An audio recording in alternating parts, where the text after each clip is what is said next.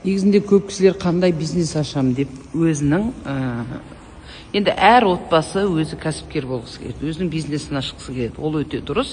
Өйткені адам келешекте сіз балаларыңызға қалатын бір үлкен кәсіп болады.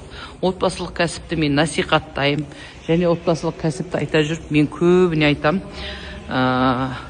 сіз балаңызды тәрбиелейсіз, күйеуіңізбен, бала шағаңызбен бірігіп әрекет жасайсыздар. Сол арқылы сіз отбасылық құндылығы, отбасы тәрбиесі дегенге өте ыңғайлы. Қараңыздар, бизнестің ең өлмейтін түрі қазіргі кезде асханамен осы строитель. Өйткені астанамыз өсіп жатқандықтан құрылыс заттары, құрылысқа керек қандай бір шүріп болса да ол әр кезде сұраныста болады. Және сезон таңдамайды.